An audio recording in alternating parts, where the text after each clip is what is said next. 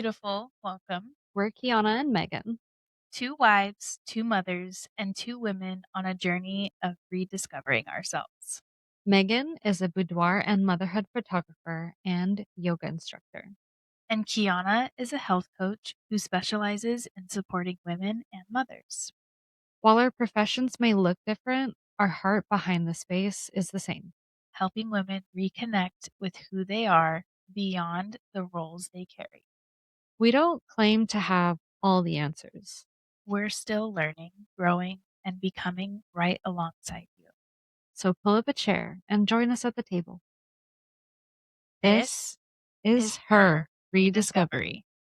In today's episode, we explore identity before and after motherhood, We touch on subjects like the journey of pregnancy and all of its challenges, body and self image postpartum, pregnancy weight gain and hormonal changes, navigating the fourth trimester. and grieving the old self and embracing motherhood. We hope you guys enjoy. Our stories are completely different on this topic because Vastly. because mine started literally straight out of high school, Yeah. and you had a life after high school before you even considered getting married and having kids. Yeah. So, I took my time. yeah, I did not. 29 and my daughter's turning 2 this year. So Yeah. yeah. I'm 30 and my oldest son is turning 12 this year. God. So, That is wild. yeah. Yeah, we're on two completely different paths. I mean, hey, nothing like being different. So let's talk about who were you before you had kids? I feel like I can honestly say that I didn't really have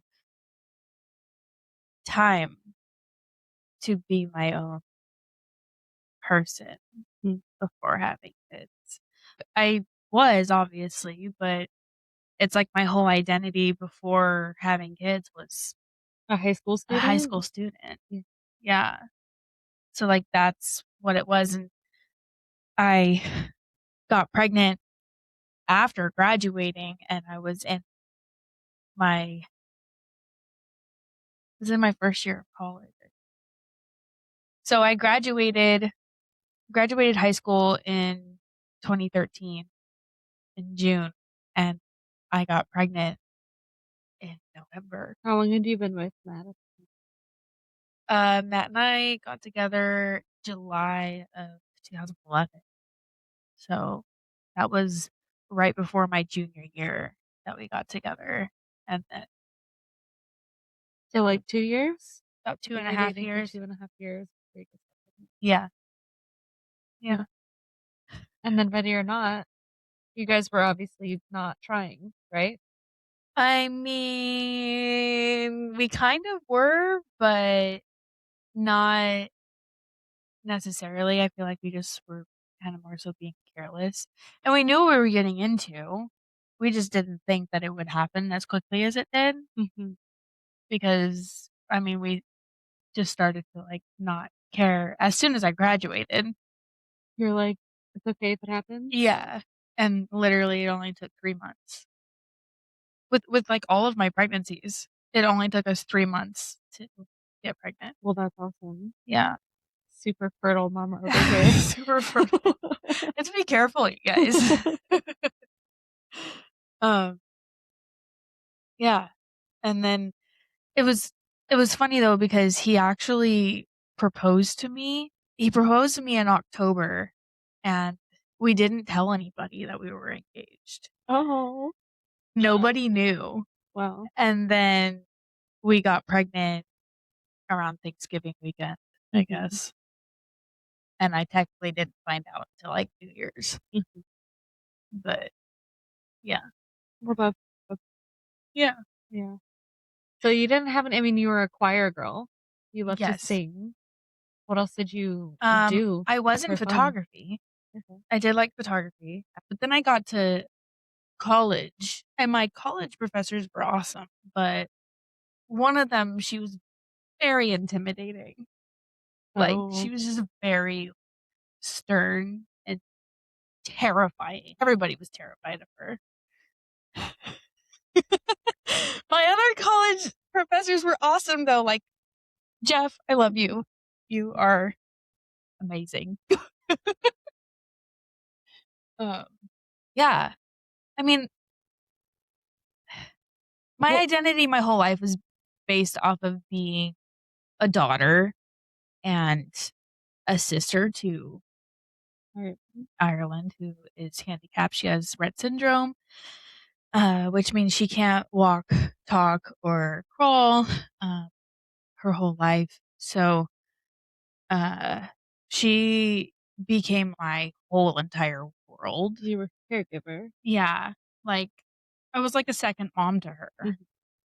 And as a kid growing up, I always knew that I wanted to be a mom. Like, that's the one main thing that I always saw myself as. Your greatest ambition. Yeah. When I grow up, Yeah, when I I just grew wanna up, be like, mom. I just wanna be a mom. Mhm. So that's why, like, I mean, growing up though, nobody ever really took interest in me when it came to boyfriends, you Uh-huh. know? So I was never sought after. And so I always thought, like, man, as badly as I wanna be a mom, I'm gonna be a virgin the rest of my life. I'm never gonna have sex, so how am I gonna become a mom? Um, yeah, because I never really had any important relationships until Matt came along. My so-called relationships in high school and junior high were, like, 2 weeks, maybe a month, you Mhm. know? It wasn't anything impactful, Yeah. whereas, Matt, he's older, so he has history. He has other relationships that he had had that lasted a couple years at the time, so I don't know. Matt's my one and only, he's my everything, so that's just how it worked out. I guess I have a vastly different answer for that because Mhm, before I got pregnant, okay, when I was a kid and they were like, "Okay, what do you see yourself doing in the future? What's your future plan?" I was like, "Okay, I'm gonna get married at 24, and then I'm gonna wait till I have kids till like I'm 27." And I basically followed that plan to a T. It just worked out that way, right? I graduated college in a really toxic relationship that went on for a few years in college, on and off. When we broke up for the final time, I was already working with my husband. We were coworkers. That's how we met. And I had a chance to rediscover who I was outside of a relationship for a while, and then I got to explore my relationship with my husband now.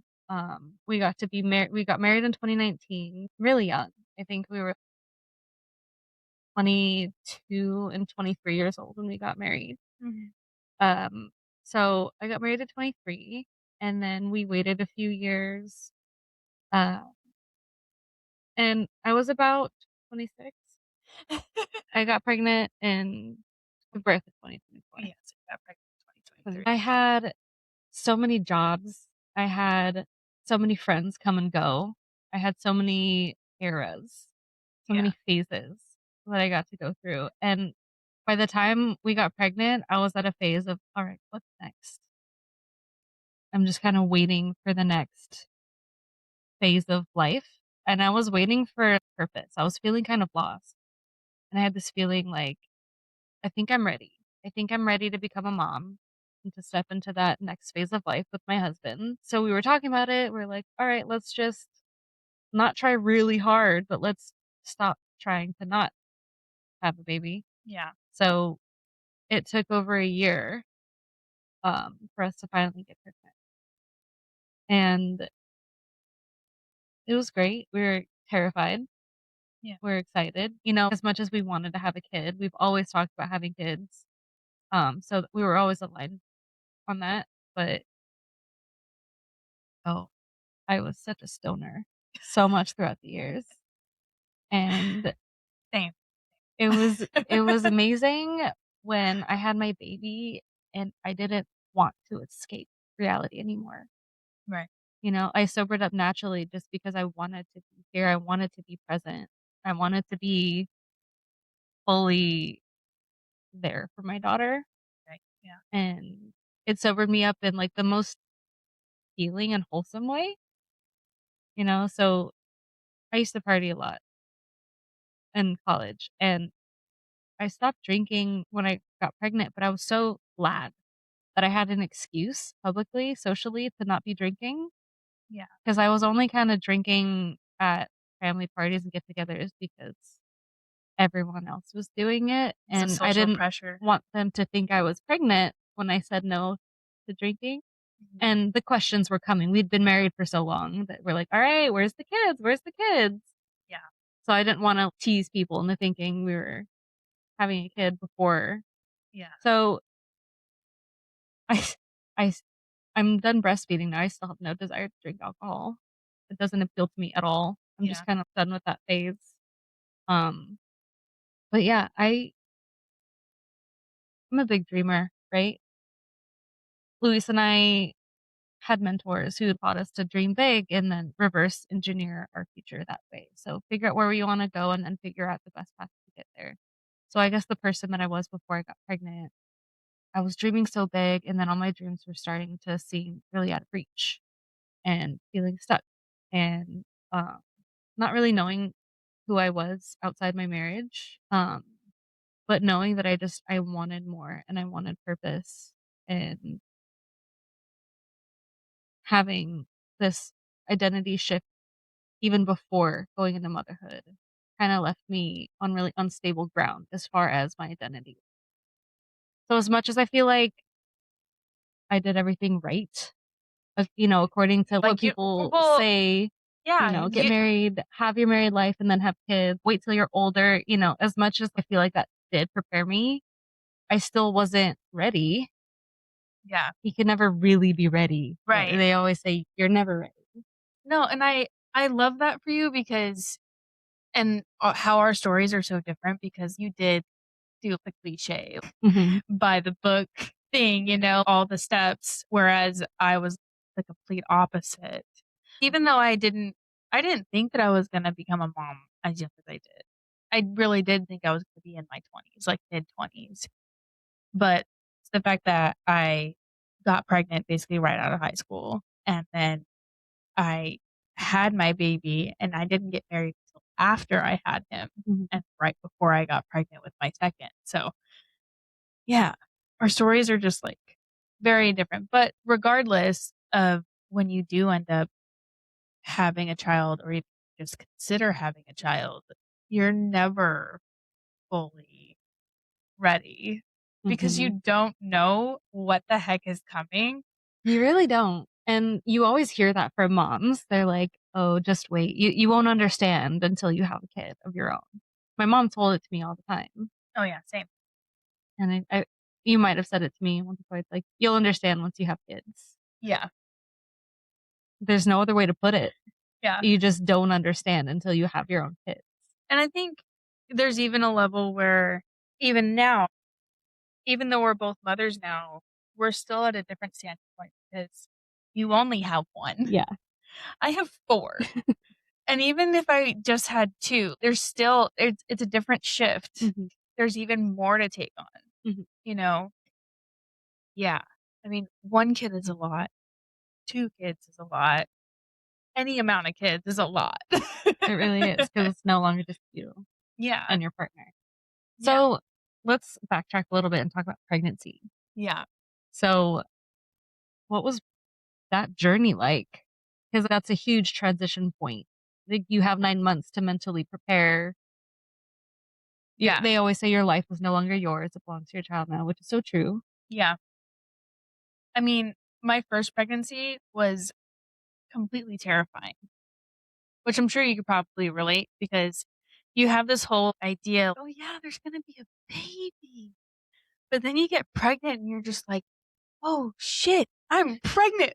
My body's gonna change, and I have to push this thing out of me or, God forbid, what happened to me is get cut open. It's really terrifying. Mhm. And knowing that, you know, I mean, I was still a kid.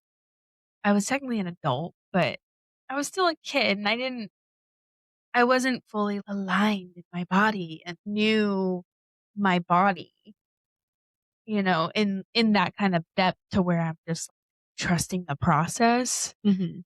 When you become a mom pregnant for the first time, you'll panic over everything, Right. like Totally. even towards the end, I was getting Braxton Hicks all the time. And I was like, oh my God, this is labor. Like, let's go to the hospital. Certain things I hadn't felt him move for a couple hours. Oh my God, is he okay? And in a sense, you kind of still do that with your other pregnancies after, but it's not pure panic, True. you know? True. I don't know. When you've never done it before, everything's new, it's terrifying. Yeah. Yeah. So it's just the whole reality of, oh my gosh, this is actually happening. And then, your body starts to change, obviously, because baby's growing and your belly's getting bigger. And my son, my firstborn, he's the one that gave me basically all of my stretch marks, Uh-huh. literally all of them. I think I have two of them from my secondborn and maybe one from my others. Mhm. But my belly looks like Freddy Krueger got a hold of it, like and so I just remember though, I don't even know how far along I was. I was probably around 5 or 6 months when I started seeing the stretch marks coming in. And I'm like, "Oh my gosh, that's a stretch mark. It's so cute." And it was just 1 Mm. or 2 of them. And then all of a sudden, getting towards the end, and I'm like, "Oh my god, what happened to me?" And it took me a very long time to accept it and love it. There's, like, new terminology now that you're earning your tiger stripes, Yes. but that wasn't around that mindset wasn't around when you were No, that mindset did not come going through around it. until well after my 2nd pregnancy Yeah. probably, and so I think it was more so after my 2nd pregnancy. I was like, Mhm. "Oh, okay. She cute. It's fine." Uh, and that was also the time that I got into, boudoir because I didn't get into boudoir photography specifically until I got married because I had my own boudoir session the morning of Uh, my wedding, and so that was the first time where I was able to step into actually accepting my body for as it was. right. And, um, my cousin was a boudoir photographer, and she photographed me the morning of my wedding. I had always looked up to her, and I saw her work, and I was like, "You know what? I think this would be really fun to do." And so that's why I just, you know, started photographing friends. Yeah. Eh. And, never looked back. So that I feel for me personally anyway, my career in photography and specializing in boudoir is what helped me step into my own power and accept my own body and my own flaws as beauty rather than criticizing myself for it. And that's so hard to do. Yeah, it really is. I mean, I still catch myself sometimes. Were you already starting to ask, like, "Who even am I anymore?" Oh, yeah. Like, at what point did that start, that identity crisis? Honestly, damn 6-month postpartum time. Real. It's so like every pregnancy. And it's, because your life becomes your child, Yeah. especially right when they're born. They literally live off of your body, Mhm. if you are breastfeeding, but even if you're not, they're still relying so much on you. It's a whole new life and you're so focused on your baby, but then they start becoming a little bit independent, learning how to crawl and stuff. And so at that point, you're just like, okay, well, they need me a little less. Mm. What do I do with myself? Who am I anymore? If you're not always holding your Yeah, baby, what are you holding? exactly. So it's like, okay, well, maybe I can find a hobby or, I mean, everybody has their different story. For me, I was lucky enough to be and stay a stay-at-home mom for as long as I have and just have my career on the side. Or at that point, I was still in college. So I think it's just different for everybody because it depends on if you are a working mom or if you are a stay-at-home mom. Those things they matter as to the point of you knowing who you are and having something else to do. Having something outside of your family, outside of Yeah. your marriage, outside of your motherhood, Yeah. that's just for you. Yeah. For me, since I had a child, my first child so young, and it was before I got married and everything, even though I knew that my husband was the one, I was still discovering myself. And I still am, because there's still new parts of me that I discover damn near every day. And I'm like, oh, you know, I didn't know that about myself. I'm like, All these eras, I mean, looking back, all these eras that we go through, sometimes I wonder, like, what's my next era going to be? How I many know. more am I going to go through? Because we're always changing, I know. always.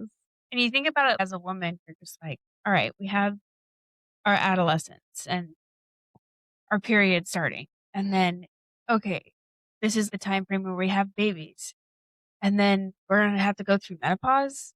And then what do we do after that? Like, I hear great things about it. I hear wonderful things. That's Wonderful. sarcastically.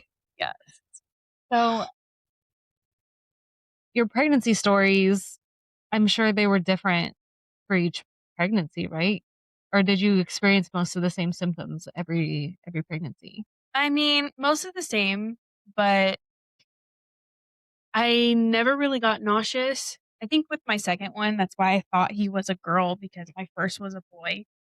Um, I got a little bit more nauseous in the beginning, but other than that, everything was pretty much the same with all of them. The only thing that was really drastically different with my fourth was I developed an aversion to my favorite thing in the world, chocolate. Um, Tragic. Tragic. Absolutely tragic. I could not stand the sight, the smell, the taste at all of chocolate when I was pregnant with my fourth. Um, and I had never developed any kind of aversion like that with my others. Uh, You know, I wish I had an aversion to chocolate during my pregnancy because I craved it so much and my body did not want it.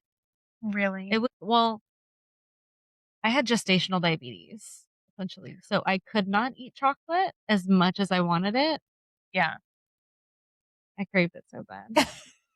But I've learned since then I, that craving chocolate specifically is typically a nutrition deficiency of magnesium. magnesium. Yeah. Yeah. So Yeah. take your magnesium, ladies. That's another thing that you really should not skim out on is your prenatal vitamins and your Mhm. supplements during pregnancy because that baby is taking what it needs, whether or not you have extra to spare. It's coming. For You're my pregnancy, I mean, I enjoyed my pregnancy. I think I had a great pregnancy. I had a lot of symptoms for my pregnancy. And I had I was working for many years on tuning into my body and learning how to listen and being more mindful of my body. So I would be walking around one day and I would stop and I would feel nutrition leaving my blood. It that sounds intense. it was kind of awful. I won't lie about that. It's just like suddenly, I don't know, like squeezing a sponge and suddenly it's all just dried up. I just felt like I just got I just got Just wrung out. drained. Yeah.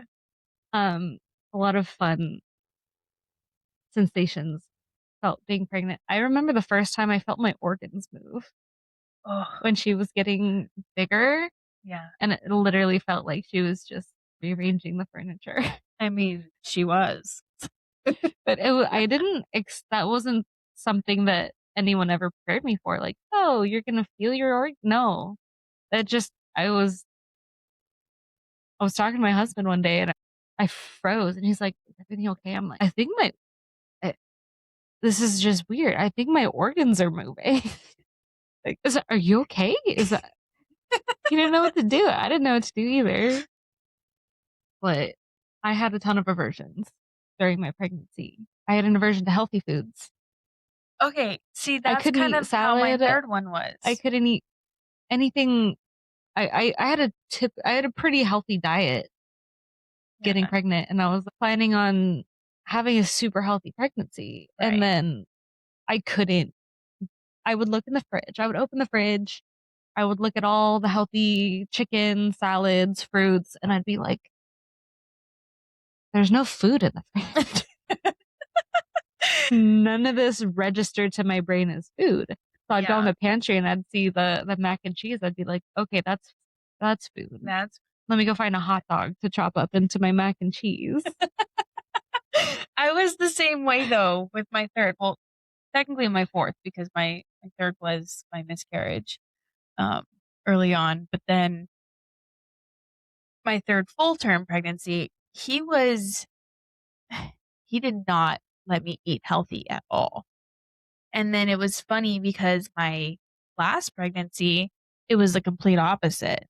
I could not stand junk food at all. I had to eat healthy all the time. It was so weird how polar opposite they were. Mhm. I mean, it's crazy what your body does with each pregnancy because not only is every woman different, but literally every pregnancy can be And completely there's so different. many theories about why it is what it is, but we don't really know. Yeah, there's no set thing on it saying, "Oh, if you crave sweets, you're having a girl." Or, All the wives' tales. Yeah. yeah. So please don't rely on those wives' tales They're because fun they're fun, they're great, but I relied on them and I really thought I was having a girl almost every multiple pregnancy and times. I Yeah. I ended up having all boys. So, Beautiful boys. beautiful boys. Gorgeous boys. I love them so much. They're amazing. So I weighed about 125 pounds before I got pregnant. And when I gave, like, when I, like, right before I gave birth, I weighed 160 pounds. Okay, see, I, that's how much I weighed starting my pregnancy, though. I, I was, okay, then I don't want to say that. No, go I, say I we gained, have different body I types, so it's gained okay. so much weight. I was eating so much food and I was tired all the time. Mhm. And I was drinking liquids like it was going out of style. Yeah. I really was. I was so inflated. I was bloated. It was water weight. It was, Yeah. when I gave birth, I lost 10 pounds immediately, and my baby was 6 pounds. So we're 4 pounds of what, amniotic fluid? I don't even know. Right. Dehydration, like it's just lost water weight. Yeah. I mean, there's also the placenta too. Oh yeah, that's true. That's pretty hefty. Yeah. Yeah. But also, I remember during your pregnancy and like when I was photographing you, you were like, "Oh, I inherited my husband's ass." I really did. Oh my God, I had Because you're an like, "I ass when I was finally have an pregnant. ass." I've always been so skinny and it really, uh, what's the word? I didn't like it. Insecure. Oh, I was okay. really Yeah. insecure about my ass. Oh, really? Yeah. It Yeah. was always so tiny and I don't know. All my friends had huge, nice asses and I was just like, I don't know, guys. We're both Kind petite of. in our own way, like petite, like weight wise, and I'm petite height wise, you know? So, I mean, our bodies are completely different. So with my first two pregnancies, I did start at around like 163. And with my first one, man, did I gain weight because I gave birth at 218. And then I gave birth to my second at 207. And then, man, I lost a lot of weight after having my second. But Right. then I gained so much back. that before I got pregnant, um, with my third full-term pregnancy, um, I was basically at the weight that I was when I gave birth to my second. I Mhm. was 207 when I got pregnant with Marshall. And then when I had him, I was like 235. And then I dropped back down before I got pregnant with McCoy, and I was at like 196, I think, which is around what I'm at now. And so I was around 196, and I gave birth to him around like 235. Mm. I I mean, I gained roughly, 40 to 60 pounds each pregnancy, especially my first one. My first one, I gained like 60 pounds. And we can't just blame the food for it all too, because a No, lot of it's hormonal. that too. And then I retained so much water. I was so swollen from my firstborn. It was insane. And then, they pull him out. He's this inky dinky 5 pound, 3 ounce baby. Even though the day before I gave birth to him, they were like, oh, they did an ultrasound. They were like, oh, he's at 7 pounds. So when they pulled him out and they weighed him, I was like, is your scale broken or is that the wrong baby? Because I was livid. I was so livid. After that appointment, right before I ended up going into labor, okay, so I had this craving of the Snickers Sonic Blast at Mm. Sonic, and that's all I wanted. I was like, you know what? If I'm gonna gain all this damn weight during this pregnancy and he's still not coming, I I need this for comfort. And so I told my mom, drive me to go get this Snickers Sonic Blast. I got the largest one. I took one sip out of it and it was all like gritty. It did not taste right. I was so angry. I got out of the car and I chucked that shit in the dumpster. My mom's like, okay. I see your mom's face doing the other expression. Right? And so it was later that night though. I just stayed bouncing on my ball and Your yoga ball. yeah, my yoga ball. And it was around like 9 o'clock. And I was like, all right, I'm done. I'm done. I'm just gonna go to bed. My husband was playing, or at the time he was my boyfriend, fiance. Um, he was just playing video games. And I was like, all right, I'm over this. I'm gonna go lay down. And I went to text my mom and I got into like child pose on the Mhm. bed. And then psh, there goes my water. And I was like, um, so instead of texting my mom, I called her and I'm like, I think my water just broke. And so since then, the joke has been with every pregnancy. And when I wanted to go into labor, my mother and my mother in law would be like, all you have to do is just stomp your feet and you'll get what you want.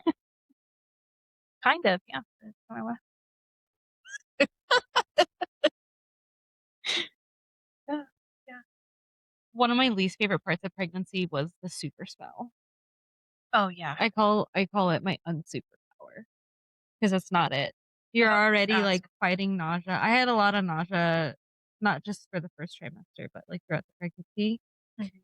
I didn't have a ton of mood swings until the end, which Louise has some fun stories of me Oh, I'm sure. breaking down in the closet because I walked into the bathroom and I could smell every single thing that ever went into that bathroom. I That's, could yeah. smell the drains in the shower and the sink. It was a clean bathroom, but whatever was in the trash can, oh, I was getting nauseous. I was overwhelmed. I was overstimulated just by walking into a room. So Yeah. I went into the closet and just started like having a mental break. And he was in the closet trying to talk me down, soothe me, assure me that he's gonna clean the bathroom again. That's how it was for like my heightened sense of smell and nausea was really bad with my last one. Mhm. And it's funny that you say though that your mood swings to come until like towards the end. But I'll bet you anything your husband can beg to differ. Fair point. because Fair because like point. people have asked me how my mood swings were throughout my pregnancies, and I'll just be like, oh, you know. I don't think it was too bad. Then they'll look over at my husband, and my husband's just like, they were bad the whole time. You're just completely unaware of them because you're just, all jam packed full of hormones and It did get most overwhelming towards the end. yeah. But I'm sure you're right. I probably was not a sweet angel for my entire pregnancy, like my memory likes to paint me as, Mhm. you know? Yeah, You know how your absolutely. memory sugarcoats things? Yes. You look back and you only remember like the great, awesome parts. Mhm. Yeah. Yeah. That's probably what's happening here. Unsuperpowers. Yup. I don't wish that upon, and I still have a sensitive nose. It's not as bad now, but I still am way more sensitive than anybody else in my house. Do you not smell that? No. Lucky. I think I'm the same way because I smell like everything still. It's not as sensitive as it was when I was pregnant, though. But If I could choose a superpower, it would probably be vision or right. hearing. It Ugh, would not it be would be nice to smell. have a vision superpower. I have to wear glasses all the time. I'm so blind. I don't know. All right. My brain. Let's talk about brain health and pregnancy because my brain melted. I went from this really intelligent, really clever college student, practically a straight A student. I was I like to think I was brilliant. Me too. And then I got pregnant and then I became a complete airhead. Oh yeah. I was so ditzy. I was just like, huh? Complete mush. What was I talking about? Where did I put that? No, I couldn't remember anything. I couldn't think straight. I was always bad at math, but then numbers became foreign language. It got so, and it was annoying. I hated feeling like an idiot It's all the time. frustrating. It really is frustrating. I'm like, where's my self-respect? Where's my dignity? Can't find it. Yeah. I'm just gonna rely heavily on my husband for everything now. I know. There would be certain things that I would say, whether it was freshly postpartum or literally any time since having a kid, and my husband would just look at me like, "What are you trying to say right Nice, now?" nice sentence, babe. Nice sentence. It's great. I, I, almost at the 2 year mark postpartum, and I feel like I'm starting to get my brain back now. Yeah, that is when you start to get your brain back, and then, it's downhill from there if you get pregnant right away. You're just like you haven't breathed for, like, a month, and then you're, "Oh, and pregnant this, again," you know? and I mean, there's that's how it was science, for me anyway. there's science out on it now that explains the brain is literally reconstructing itself. Mhm. And if you think of it as a software, it's clearing out all of the unused files Yeah. to create space im- to create all the new inputs that being a mom creates. So you're I don't remember, there's two kinds of brain matter, right? There's like gray matter, Mhm. and I think that's the part that just completely melts away. Yeah. It literally just disappears during pregnancy. Then the brain scans. You get a new brain. A pregnancy brain is so real. It's physical. It's not just mental. It's not just emotional. It's a real physical change happening that again, I don't think anyone prepared me for. I mean, I was always told that you like, in between pregnancies, you should wait 2 whole years before getting pregnant because that's how long it takes your body to, quote, unquote, "go back to normal," Okay. and now I'm realizing maybe that's also your brain. It's not just your uterus, it's your brain as well. Having babies back to back even closer, oh my god, I couldn't imagine. But yeah, that's the main reason why I spaced out my kids a little bit because I was like, "All right, I can't get pregnant for at least 2 years," you know? So that was my goal. That was my intent, but, it didn't go that way every time. Yeah. So I had mentioned how much weight I gained, and I went from Mhm. being like a really skinny person to a really chubby person. and I wasn't used to seeing myself that way, Right. and I expected body changes. I expected my feet to get bigger. I did not expect my nose to get bigger. Oh god, my nose got so huge my first pregnancy. I'm like They call it the pregnancy and it went nose. away, thank God. Yeah, It shrunk back up, but right. my feet did not shrink. My Mm-mm. feet didn't get longer, they got wider. Yeah, mine got wider. I can't wear normal shoes anymore. I have to buy wide shoes, and I specifically look for a wide toe box because of the shape of my foot. And I became such a foot snob from my pregnancy. I'm like, I can't I can't walk around. I can't carry this weight with my feet being squished. Mhm. It was miserable. I had to throw away almost all my favorite shoes, even Yeah. my Nike Air Forces. I love those. And then I hated them because they hurt so bad. So now I wear all of these great wide-toed Like the barefoot. barefoot style shoes. And Mhm. I don't like a true barefoot because I like cushion. I don't want to feel like I'm walking barefoot everywhere. I Right. have such bony feet. It's painful not having any kind of I also have baby feet, kind of sensitive feet. But I've got flat feet, so I have pain in my feet quite often. But ever since I changed over to getting the shoes that you got, mhm. life's been great. My feet my feet feel so much better. Giving them the room that they need to balance yourself, Yeah, I think is important. yeah. It's better than getting, like, the inserts, like, you go to the doctor and they, like, Yeah, form the the thing orthotic. to yeah, and it that just makes it more painful. And it's training your foot to rely on it too. It's not Mhm. actually strengthening your foot muscles. Yeah, And they say, like, health-wise, it all starts at your feet, like, it starts from the bottom up, your posture, right. your back pain, all that stuff. I It mean, everything relies on your feet. Your feet take every mhm. So, I started getting stretch marks. I started wearing my husband's clothes, and even his clothes were tight on me, and it was knocking my ego left and right. yeah. I had to go buy pregnancy pants. I had to go buy large and extra large shirts. I had to, even when I was pregnant, I was cool showing off my figure, whatever. It's a giant pregnancy Mhm. baby. Yeah, absolutely. It's fine. When I wasn't pregnant anymore and I still looked like I was pregnant, I Mhm. was like, all right, now I need to find a new wardrobe because I don't fit in any of my old clothes. If I wear my pregnancy clothes, I'm going to keep looking like I'm pregnant, and that's just Mhm. going to keep knocking my ego down. And it was really hard for me to love my body and Yeah, to love looking at myself or to even like it. yeah. And I kept reminding myself my body got me through it. My body gave me this baby. My body's amazing. I love my body. I love my body. I can't look at myself in the mirror. I can't look at the weight on my face. I can't look at, the stretch marks and how many stretch marks are my ass is now like completely striped because I suddenly had an ass and then it went away after the pregnancy.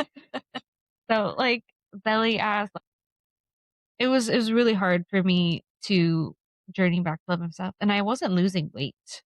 I didn't start losing any of the weight until after a year, and even then, it was still, "Oh, I lost 2 pounds in, Mhm. like, 2 months." And what really helped me was your photography, to be honest. Your, your lifestyle photography, our newborn photo shoot, that lifestyle shoot that you did for my coaching branding shoot, Mhm. those really helped me see myself not just as who I used to be, but as the woman that I am now. Yeah. And through your pictures, I saw a person. Mhm. I saw a person who's been through it, who's going through it, and she was beautiful. And I was finally able to, like, you know, not just in theory give myself grace, but like embodying giving myself the grace that I don't need to look the way that I used to look because this is who I am now. Mhm. And I have a mom bod. And I can be proud of that because I've always wanted to be a mom, and now this is just a part of my motherhood journey. And I've kept, no, I finally stopped breastfeeding. So I feel like the rest of my weight finally dropped because I don't know, hormones are changing again. I'm not constantly eating and drinking compulsively Right. to Yeah. try and keep the nutrition up for the baby. Yeah. So I don't feel guilty for not eating anymore when I'm not hungry. Right. And that just helped the rest of the weight come off. I'm officially under 130. So I'm almost back to my pre-pregnancy weight. That's awesome. Yeah. Yeah. I just need to pack on more muscle. Yeah. Yeah. Pilates was one of my eras, and I really want to just buy a reformer Yeah. and get get a routine going. It's so therapeutic. Pilates is therapeutic, guys. I recommend it to everybody. Yeah. Um, with the photography thing though, you haven't had a boudoir session I have not. since giving birth. Your last boudoir session was actually while you were pregnant. So, uh, That yeah. was fun. Oh It yeah. was weird to me at first, the Yeah. idea of, like, being sexy and super pregnant, but it was actually a really beautiful experience. Yeah. And we that one was, with my husband. We Yes, it did was. a couple's boudoir, pregnancy boudoir shoot, Mhm. and that was, again, it was really interesting to see myself through that lens Mhm. and allowing me to still be me outside of being pregnant Yeah. and still feel I didn't feel super sexy when I was pregnant, Right. but, like, with the pregnancy, you still want sex. I mean, I guess I can't speak for everybody because everybody has their own things that they go through, Right. but yeah, my body image and my self-confidence, it always improved after a photography session. Mhm. And it's not the same trying to take pictures of myself because I'm so hypercritical when I'm taking pictures of myself, and I'm just knocking myself, "Oh, I hate that part. I hate that part. I need to cut this part out. I need to change this. I need to change that." But no, I wasn't worried about any of that. And I was just goofing off with you and my husband and having a good time and being silly throughout the whole shoot. Yeah. And then the pictures just came out beautifully. And it was such fun memories. Yes. And we should do another one. Absolutely. I'm so down. Just let me know when. So, something that people have been talking about more and more lately is the fourth trimester. Mm. Yeah. During my pregnancy, I was reading all these books, I was listening to these podcasts, and the fourth trimester was not one of the hardest times, but it was one of the least talked about times of a pregnancy Yeah. because you have this infant. It's 1000% dependent on you to survive at every given moment. Your body is detoxing from pregnancy and just hormone dumping, and you're surrounded by your support system. Ideally, my husband had paternity leave, so it was him, me, and the baby. Um, and it was great. I feel like I had a good amount of support for the fourth trimester part, and then once that was over, he went back to work, and I hit that six-month postpartum point where I'm just like, "Okay, he's gone, I'm here. What do I do? Like, is this just my life now? Do I am I a 100% caretaker mom? Just I have to get back to cooking and cleaning and taking care of myself and taking care of this baby and making sure the house is clean and making sure I have dinner for him." And then it got tough because his cousins were getting married, he was getting invited to bachelor parties, he was involved in these things, you know? It's not like he was out clubbing or doing stupid things, he was out with his family, but still, it was things that I wasn't going to. It wasn't baby friendly, so he was out making plans, having a life outside of me, Mhm. and I started resenting him for it. I'm like, "How can you wrap your mind around not being with your daughter at every given moment?" Right. Because that was my life. Yeah. That was my expectation. So, we had to talk about it a lot, just having these heart to hearts where right or wrong, this is this is what I'm experiencing right now, and I wanna be clear about it because I don't want to resent you and not talk about it. I don't wanna I don't want it to fester, and I don't wanna hate you. Yeah. I hate you. I don't wanna hate you. Again, hormone dumping and everything, it Right. still happens after you give birth. Um, what a what was that like for you, like, your 4th trimester? Um, well, honestly, I didn't hear that the 4th trimester was even a thing until 3rd. Mm, But I can feel the same way that you feel, but I think it's just I mean, I can't really speak for men when they become fathers because I mean, just like women, everybody's different, you know? mm. But I feel like men can, once they become a father, they can see how much the baby relies on mom and that they're not as needed. And so I feel like they can have a tendency to just kind of disconnect and kind of be like, okay, well, she's got this. The baby needs Mhm. her. The baby doesn't need me. And even though I can help out here and there, she's got this, and it's You slip into okay. those roles of primary caregiver and secondary caregiver. Right. But also, there's got to be some kind of mental change in them to realize, oh, I'm a dad now. Mhm. I can't really go to, all these parties and stuff like that like I did before.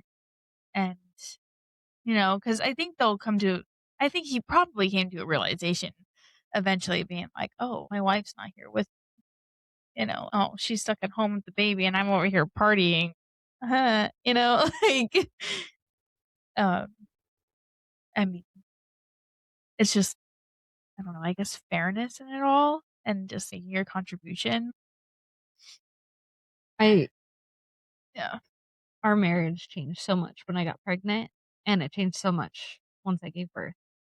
Yeah. There was 2 big shifts in our dynamic, And that's such a short period of time right? to The have 9 months, such yeah, so much change. yeah.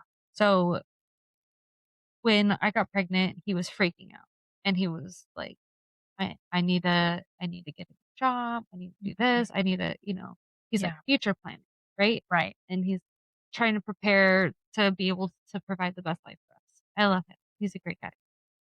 And we started reading, like what to expect, and I forget some of the pregnancy books that I read, um, and just talking about it and shifting that mindset, and and then as I became more needy, less independent, as I got bigger, as my energy was dropping, I was outsourcing. I was using him for a lot more than I used to do. So that became one of the shifts from being a really independent person outside of my husband to overly dependent, like, "Hey, I need you to cook for me." Mhm. Like, I need you to put my socks on I need 'cause you now more than ever. I need you to, parent me right now because I Right. can't Yeah. do all of this for myself right now. And food was the biggest thing. I was like, "I need you to feed me 3 meals a day, please." I mean, maybe that's the thing that happens. Maybe it's because that last month or 2 of pregnancy, we rely so heavily on them that once the baby comes, it's like What do I do now? yeah. I think okay, here's my perspective. The mom is the best person to take care of the baby. We have this physical connection, this intuition, Mhm. we're just that's all our instincts want us to do, is to take care of this child. I needed my husband to take care of me. I Right. didn't really need him to take care of the baby. I had the Yeah. baby. I didn't have myself. Yeah. So that was one of the hardest shifts because he wanted to take care of the baby too. And I'm just like, "Yeah, you can hold her." But there's not much that he Yeah. could do. Yeah. I want I they spent plenty of time bonding, right? And Mhm. we took turns sleeping so that I could hold the baby and he would sleep and then he would hold the baby and I would we were so obsessed with her. We didn't put her down for weeks. Like she slept on our chest. She also came really early. She was so tiny. Yeah. She was she had like really bad reflux too. So she needed to be on an incline. So we were just monitoring her chest to chest, skin to skin for like a month or two. She never slept on a bed. Yeah. But that was something that was it was difficult and we had to have multiple conversations about it where it's like I'm gonna take care of the baby, you're gonna take care of me. Mhm. I will feed the baby from my body, from my breast. I need you to feed me Right. with Yeah. nourishing foods. And Yeah. I need you to bring me bring me food, bring me fluids, bring me Yep. clean socks, And all I the think things. I mean, They don't they necessarily know. want to he didn't want to take care of me. He didn't want to wait on me hand and foot. Right. He didn't wanna feel like my servant. He wanted to feel like a dad. Yeah. Yeah. So it was difficult. Mhm.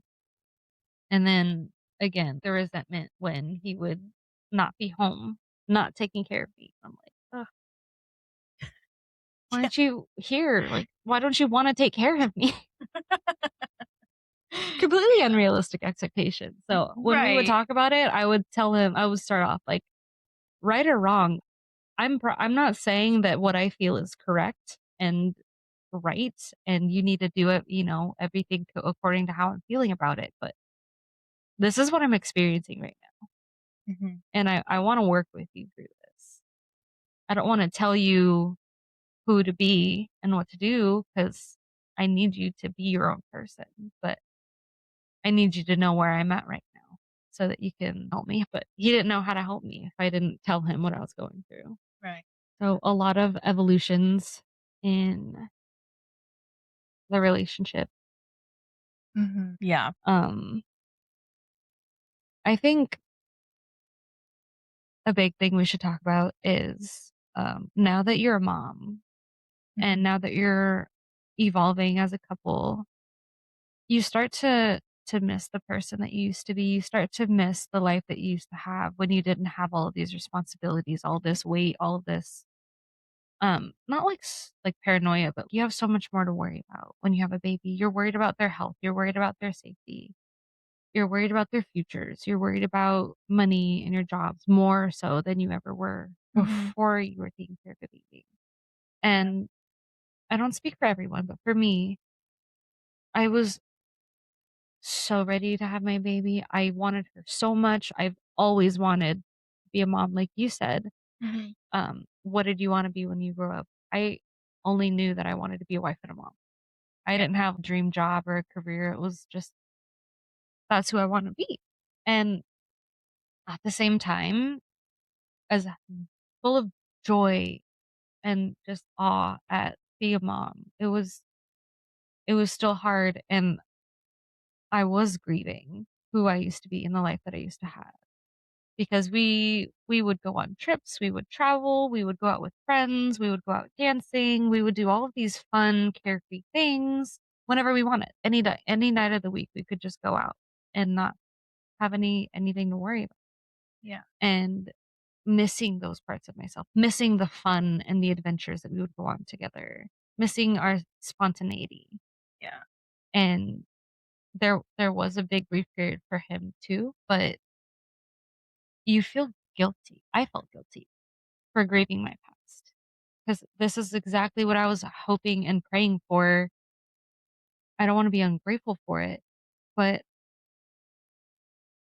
you just have to give yourself permission, I think, to live in both spaces at the same time. Yeah.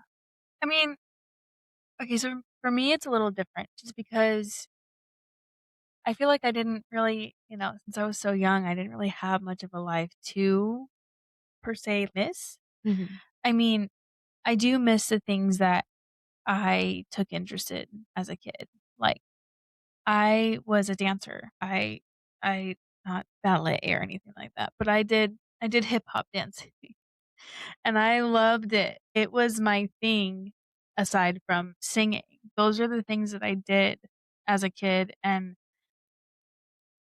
I mean, those are those are the 2 things that I felt was part of my identity as a kid and as a teenager, and I feel like I lost my way even before having I think it just getting into high school and then my relationship with my husband, who was my boyfriend at the time, I just lost those sides of me. Like, yes, I was in choir, but as soon as I got out of high school and as I'm getting pregnant, I'm not dancing anymore. I'm only singing, in the car, in the shower, or whatever. Mm. So, um, I mean, looking back, those are still the things that I miss because even with singing, I only sing still in the car, in the shower, or whatever. When I was a kid, my thing was, oh, besides being a mom, I'm gonna go on American Idol one day. That was my first dream. And my other dream was to become a special needs teacher, both of which did not happen. But I didn't discover photography until high school, even though I took pictures all the time when I was a kid, but I didn't, get like an actual camera, actually learn all the settings and stuff Mhm. and become so fascinated with it until high school. And that's when everything took a turn. So I don't know. It's just my take because I didn't have an adult life, I guess you could say, before having Mhm. kids. So I've had to experience that throughout being a mom. But at the same time, I've never been the one to want to go out clubbing and drinking at bars and stuff like that. So, and I mean, I didn't even turn 21 until 2.5, 3 years into being a mom. So Mhm. it's not like I could anyway. All right. So we are reaching the end of our episode, Mhm. and we want to leave our listeners with a reflection. And I just want to give our listeners an action to take away from this episode. If you are in this stage of life of motherhood and trying to figure out who you are now and kind of missing the person you used to be, reach out to a friend that you can real talk with and just have an honest conversation. Obviously, be a good friend and make sure that your friend has space to hold for you at the time when you're talking about it. Um, but just have a heart to heart about the person that you used to be, what you miss about your life before being a mom. Are there any parts of your past that you're secretly glad that you grew out of? And just give yourself permission to grieve the life that you used to have and give yourself equal permission to continue becoming the woman that you are now and the woman that you want to be. Mhm. Thank you for joining us on this episode of Her Rediscovery.